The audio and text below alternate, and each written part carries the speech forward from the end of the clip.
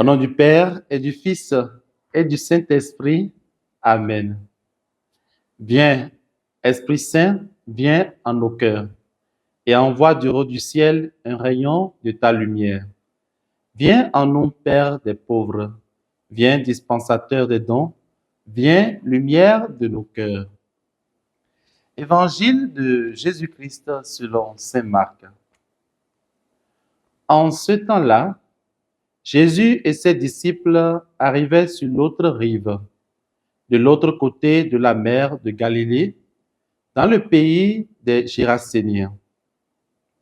Comme Jésus sortait de la barque, aussitôt un homme possédé d'un esprit impur s'avança depuis les tombes à sa rencontre. Il était dans les tombeaux et personne ne pouvait plus l'attacher, même avec une chaîne.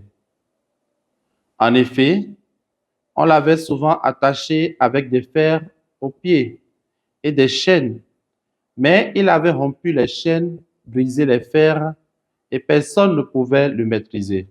Sans arrêt, nuit et jour, il était parmi les tombeaux et sur les collines, à crier et à se blesser avec des pierres.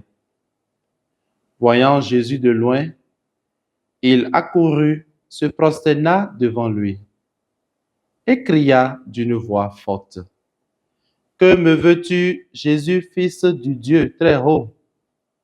Je t'adjure par Dieu, ne me tourmente pas.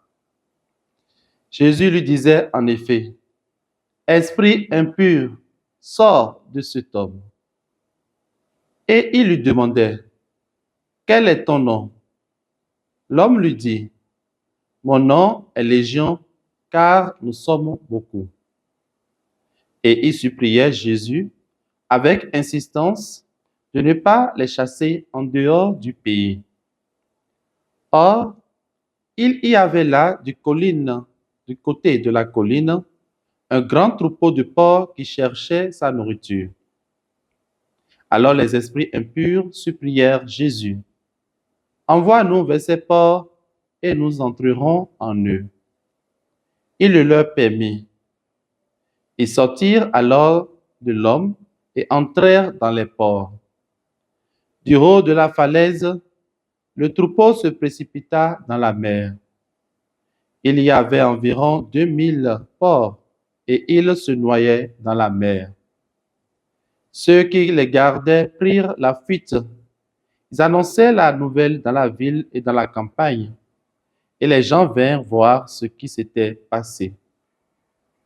Ils arrivent auprès de Jésus, ils voient le possédé assis, habillé et revenu à la raison, lui qui avait eu la légion de démons, et ils furent saisis de crainte.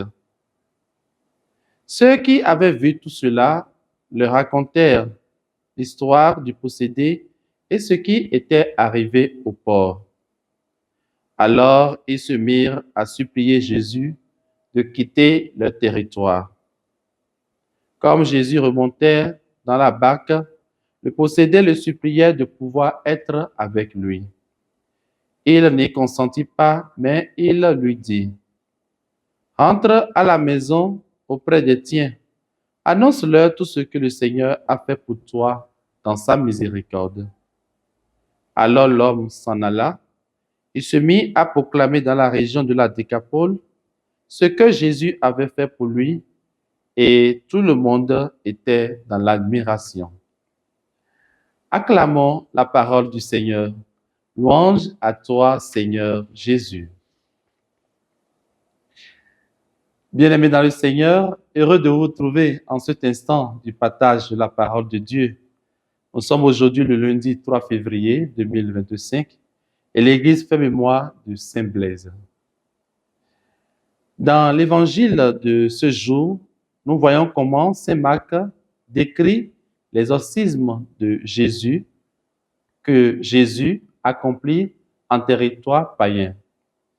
En effet, il expulse une légion de démons en un homme. Et ce faisant, il manifeste sa toute-puissance sur le monde démoniaque.